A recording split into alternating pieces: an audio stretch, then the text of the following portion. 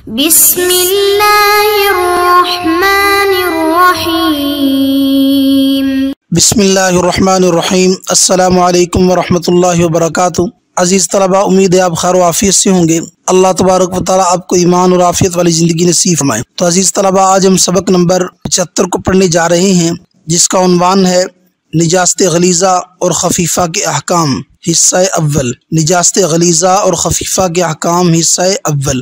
تو عزیز طلباء، اس سے پہلے کہ ہم سبق کی تفصیل کی طرف آتے ہیں عبارت کی طرف۔ عبارت کچھ یوں ہے: وعوفیہ قدر الدرہم کعرض الکف من نجس مغلظ کالدم والخمر وخر الدجاجۃ وبول ما لا یوکل لحمہ والروث والخثی وما دون ربع الثوب من مخفف کبول ما یوکل لحمہ والفرس وخر الطیر لا یوکل لحمہ ودم السمک ولعاب البغل والحمار وبول انتضح کرؤوس الابل۔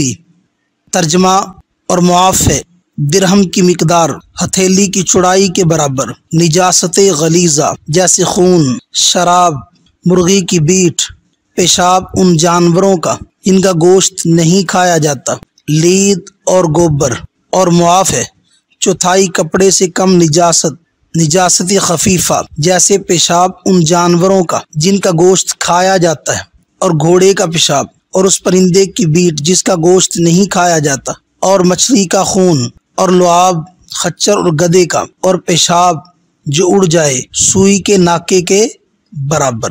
یہ تھا ترجمہ اور عبارت۔ اب ہم آتے ہیں سبق کی تفصیل کی طرف۔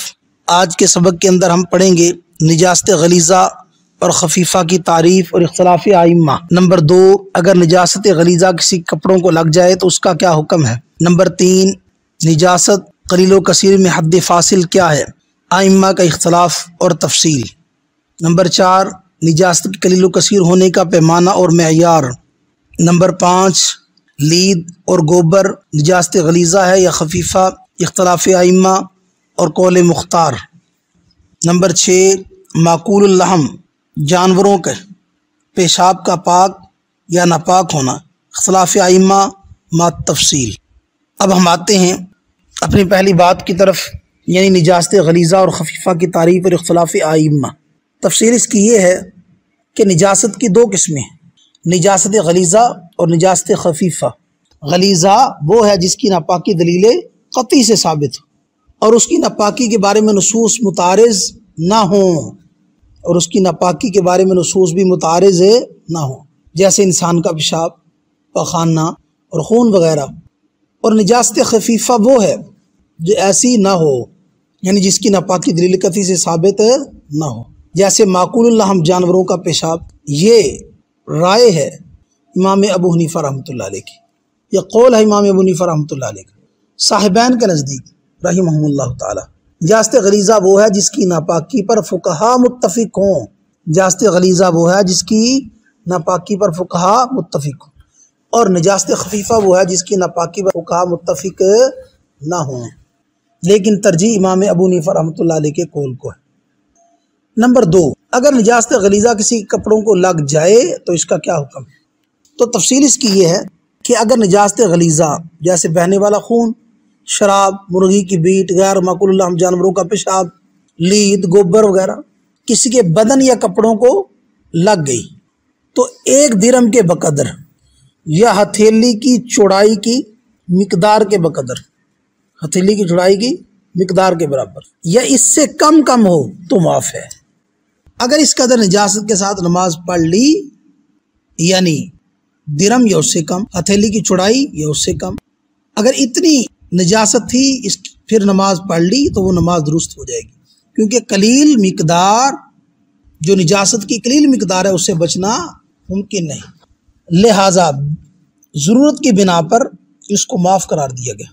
اور اگر نجاست 1 درہم سے زائد ہو، ہتھیلی کی چوڑائی کی مقدار سے زائد ہو، تو پھر نماز ان کپڑوں میں پڑھنا جائز نہیں ہے۔ اسی کو مصنف رحمۃ اللہ علیہ نے وعوفیہ قدر الدرہم کعرض الکف وغیرہ ان الفاظ سے تعبیر کیا ہے۔ نمبر 3، نجاست کے قلیل اور کثیر ہونے میں حد فاصل کیا ہے اور اختلاف ائمہ۔ نجاست قلیل و کثیر کے اندر حد فاصل درہم اور ہتھیلی کی چوڑائی کی مقدار ہے۔ قلیل و کثیر جو ہے اس میں حد فاصل وہ کون سی چیز ہے؟ درہم کی مقدار یا ہتھیلی کی چوڑائی کی مقدار، یعنی درہم اور ہتھیلی کی چوڑائی کی مقدار کے برابر قلیل کہلائے گی، اور جو اس سے زائد ہو وہ کثیر کہلائے گی۔ اور اس کو قیاس کیا گیا ہے موضع نجاست پر۔ کس پر قیاس کیا گیا؟ موضع نجاست پر، یعنی استنجا کی جگہ بالاجماع معاف ہے، جو استنجا کرنے کی مخصوص جگہ ہے وہ بالاجماع معاف ہے، تو اسی سے درہم کی مقدار لی گئی ہے کہ وہ تقریباً درہم کی مقدار کے برابر۔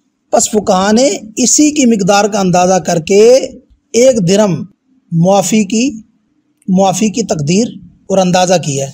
لیکن اگر ایک درہم سے زائد نجاست لگی ہو، ایک درہم نہیں، ایک درہم سے زائد، تو اس کے ساتھ نماز پڑھنا جائز نہ ہوگا اور اس کو کثیر کہیں گے۔ تو حد فاصل کیا ہوا؟ حد فاصل ہے درہم کی مقدار یا ہتھیلی کی چوڑائی کی مقدار، تو یہ حد فاصل ہے، یعنی درہم یا ہتھیلی کے برابر، ہتھیلی کی چوڑائی کے برابر وہ قلیل ہے، اور جو اس سے زائد ہو وہ کثیر ہے۔ البتہ امام شافعی رحمۃ اللہ علیہ کے نزدیک نجاست قلیل اور کثیر میں کوئی فرق نہیں، یعنی نجاست کے قلیل اور کثیر ہونے میں کوئی فرق ان کے نزدیک نہیں، دونوں کا پاک کرنا ضروری ہے، خواہ وہ درہم کے برابر ہو یا اس سے زائد، ہر صورت میں اس کا پاک کرنا ضروری ہے۔ اگر درہم کے برابر نجاست لگی ہو تو امام شافعی رحمۃ اللہ علیہ کے نزدیک اگر کسی شخص نے سارت میں نماز پڑھ لی تو ان کے نزدیک وہ نماز درست نہ ہوگی۔ یہ تھی نجاست کے قلیل و کثیر ہونے میں حد فاصل کا بیان۔ نمبر 4، نجاست کے قلیل و کثیر ہونے کا پیمانہ، معیار۔ تو تفصیل اس کی یہ ہے کہ اگر نجاست نرم ہو تو درہم کی مقدار مساحت کے اعتبار سے مراد ہوگی۔ کس اعتبار سے؟ مساحت کے اعتبار سے۔ اگر نجاست نرم ہو یعنی اگر ہاتھ کی ہتھیلی کی چوڑائی کے بقدر یا اس سے کم ہو تو معاف ہے، اور اگر نجاست گاڑی ہے، نجاست کیا ہے؟ گاڑی، تو درہم کی جو مقدار ہے وہ وزن کے اعتبار سے مراد ہوگی، یعنی اگر نجاست کا وزن ایک درہم کے بقدر، نجاست گاڑی ہے تو پھر مساحت والا پیمانہ نہیں ہوگا بلکہ پھر وزن والا پیمانہ ہوگا۔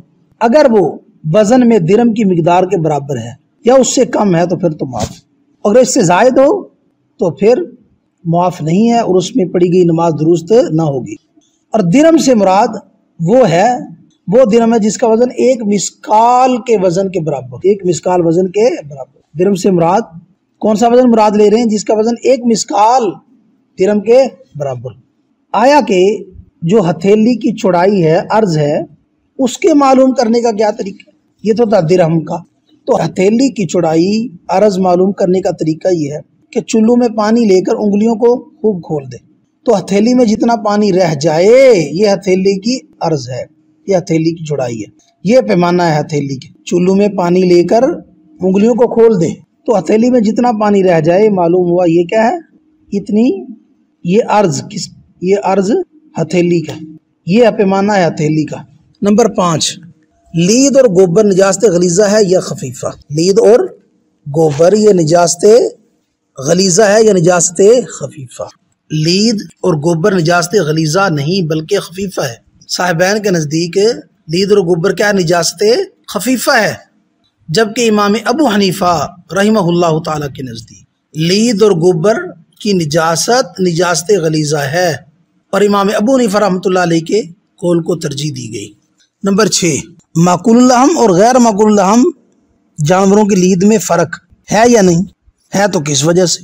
امام ظفر رحمۃ اللہ علیہ کے نزدیک معقول اللحم اور غیر معقول اللحم جانوروں کی لید میں فرق ہے، یعنی امام ظفر رحمۃ اللہ علیہ کے نزدیک معقول اللحم جانور کی لید نجاست خفیفہ ہے، اور غیر معقول اللحم جانور کی لید وہ نجاست غلیظہ ہے، جبکہ امام محمد رحمۃ اللہ علیہ کے نزدیک لید مانع عن الصلاۃ نہیں، اگرچہ بہت زیادہ بھی کپڑوں کو لگی ہے۔ امام محمد رحمۃ اللہ علیہ کے نزدیک جو لید ہے وہ مانع صلاۃ نہیں ہے، اگرچہ بہت زیادہ بھی ہو۔ بعض روایات میں آتا ہے کہ امام محمد رحمۃ اللہ علیہ جب ری شہر میں داخل ہوئے تو دیکھا وہاں کے تمام راستے لید گوبر سے بھرے پڑے، تو آپ نے فتویٰ دیا کہ اگر کثیر فاحش بھی کپڑوں کو لگے تو وہ بھی مانع نماز مانع صلاۃ نہیں ہے۔ اسی پر مشائخ نے بخارا کے کیچڑ کو قیاس کیا جو راستوں میں گوبر مٹی سے خلط ملط ہو کر پڑی رہتی تھی، اور یہ فتویٰ دیا کہ بخارا کی کیچڑ اگر کپڑوں کو لگ جائے تو وہ مانے صلاۃ نہیں ہے۔ تو یہ تھا ہمارا آج کا سبق، جس کے اندر ہم نے پڑھا نجاست غلیظہ اور خفیفہ کی تعریف، نجاست غلیظہ کسی کے کپڑوں کو لگ جائے تو اس کا حکم، نجاست قلیل و کثیر میں حد فاصل، نجاست کے قلیل و کثیر ہونے کا پیمانہ اور معیار، لید اور گوبر نجاست غلیظہ ہے یا خفیفہ، معقول اللحم اور غیر معقول اللحم کی جانوروں کی لید میں فرق۔ تو عزیز طلبہ، یہ تھا ہمارا آج کا سبق۔ اللہ تبارک و تعالیٰ تفقہ فی الدین نصیب فرمائے، دین کی صحیح سمجھ نصیب فرمائے، دین کو سمجھ کر اس کے مطابق عمل کرنے کی توفیق نصیب فرمائے۔ وآخر دعوانا الحمدللہ رب العالمین۔